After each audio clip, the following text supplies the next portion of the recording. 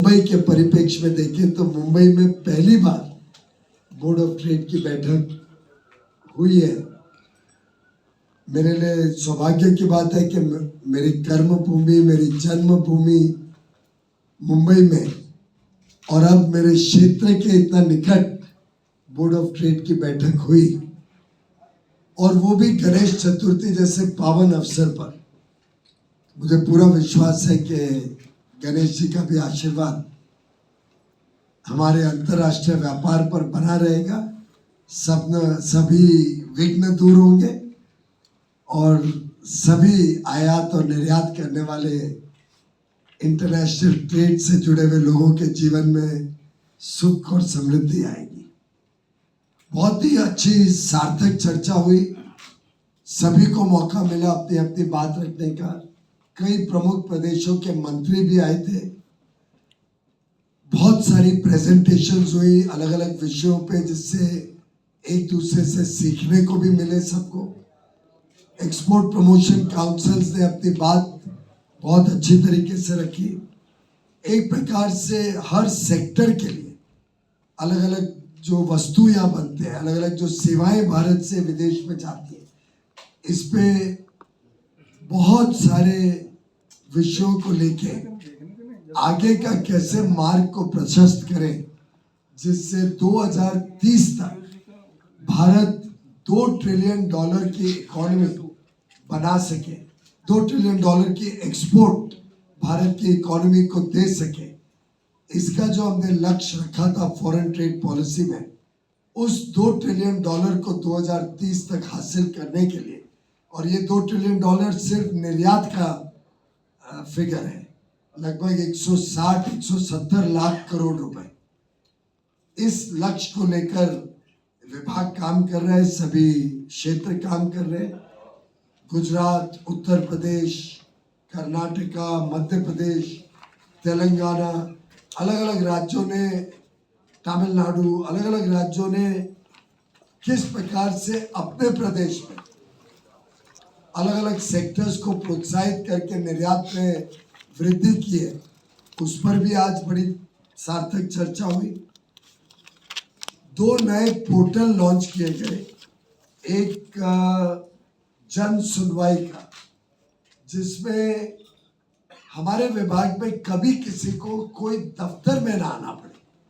हर एक व्यक्ति को जो सुविधा चाहिए, जो जानकारी चाहिए, किसी को कोई ग्रीवियंस है, तकलीफ है, किसी को कोई बात समझनी है, किसी को कोई क्लैरिफिकेशन चाहिए, हर चीज के लिए अब ऑनलाइन प्लेटफॉर्म रहेगा। उसमें वीडियो कॉन्फ्रेंसिंग की फैसिलिटी रहेगी कि लोगों को दफ्तर में जूते ना घिसने पड़े, अधिकारियों के पीछे ना भागना पड़े। कोई लाइसेंस के संबंध में कोई विषय है, किसी भी प्रकार की जानकारी या तो उनको ऑनलाइन मिल जाएगी, और या उनको एक वीडियो कॉन्फ्रेंस जो समयबद्ध तरीके से, कोई वीडियो कॉन्फ्रेंस रोज अवेलेबल होंगे, कोई हफ्ते में 2 बार, कोई 15 दिन में 1 बार, जितनी उसकी डिमांड है उसके हिसाब से सिर्फ आप मोबाइल फोन पे एक लिंक पे बटन दबाएं तो आप सीधा हमारे मिनिस्ट्री या डीजीएफटी के ऑफिस या हमारे प्लांटेशन बोर्ड के ऑफिस से या पीडा एमपीडा के ऑफिस से कनेक्ट हो जाएंगे, और आपकी समस्या का समाधान करना हमारी जिम्मेदारी रहेगी। ये एक जन सुनवाई का पोर्टल आज शुरू करा गया। इससे व्यक्तिगत तौर पे लोगों को हमारे दफ्तर में आना लगभग ना के बराबर हो जाए, और सुविधा भी होगी, पारदर्शिता भी आएगी, और किसी प्रकार की गलत चीजों से भी लोगों को परेशानी होने की संभावना समाप्त की जाए।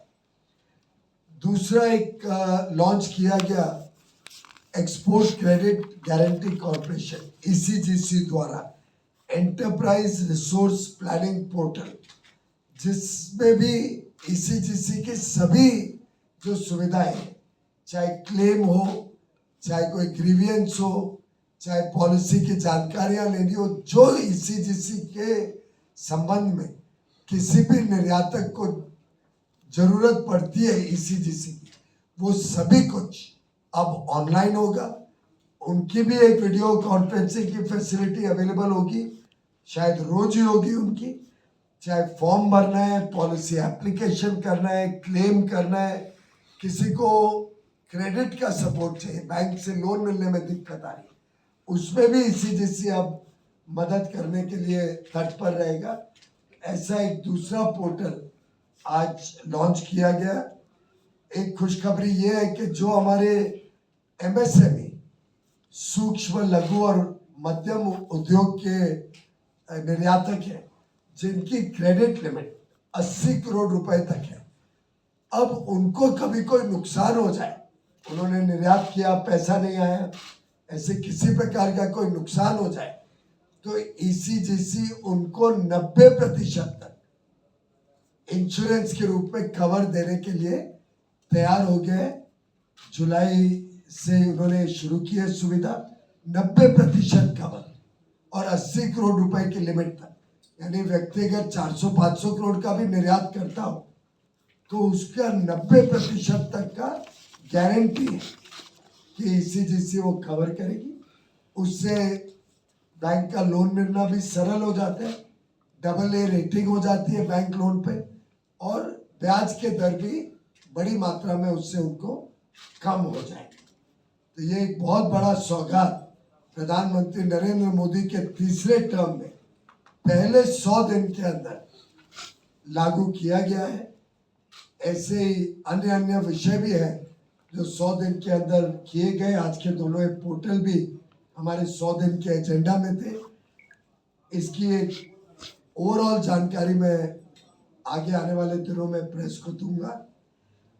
आज इंडस्ट्री से क्वालिटी के बारे में, आज इंडस्ट्री से ऑर्गेनिक और नेचुरल फार्मिंग के बारे में, आज म्यूचुअल रिकग्निशन एग्रीमेंट्स जो MRAs हम अलग अलग देशों के साथ करने जा रहे हैं उसके बारे में, फ्री ट्रेड एग्रीमेंट जो अलग अलग देशों के साथ होते हैं उसके लिए टेस्टिंग फैसिलिटीज, जिससे भारत की क्वालिटी और अच्छी हो और इस गुणवत्ता के आधार पर भारत का सम्मान विश्व में और अपने साख बनाए, उसके लिए अच्छी टेस्टिंग फैसिलिटीज का जाल भारत में कैसे लगाया जाए, और बड़ी बड़ी एग्जीबिशंस करके देश की जो विशेषताएं हैं और जो हमारे पास सामान और सेवा बेचने के लिए उसकी जानकारियां विश्व के तक पहुंचे, उसके लिए बड़ी बड़ी एग्जीबिशंस, कॉन्फ्रेंसेस, सेमिनार्स के माध्यम से देश आगे और काम करे।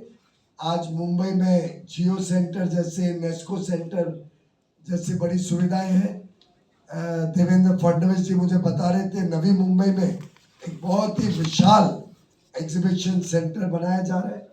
जेम एंड ज्वेलरी सेक्टर का भी एक बहुत बड़ा कॉम्प्लेक्स जैसा डायमंड बोर्ड है सूरत में, ऐसा ज्वेलरी पार्क नवी मुंबई में बनने जा रहा है।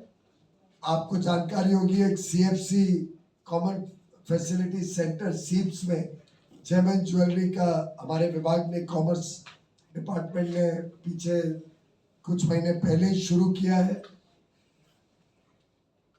दिल्ली का भारत मंडपम और यशोभूमि ने तो भारत की एग्जीबिशंस को एक नए स्तर पर लेके जाने का काम किया।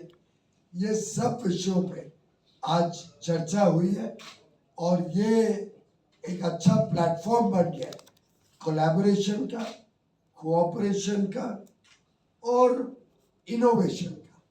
हम सब मिलके राज्यों के साथ, सभी एक्सपोर्ट प्रमोशन काउंसिल और इंडस्ट्री एसोसिएशन और कुछ अलग अलग विषयों पे जानकारी रखने वाले प्रबुद्ध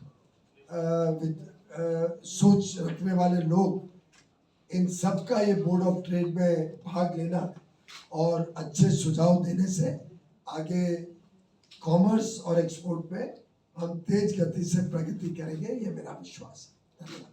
So what are the key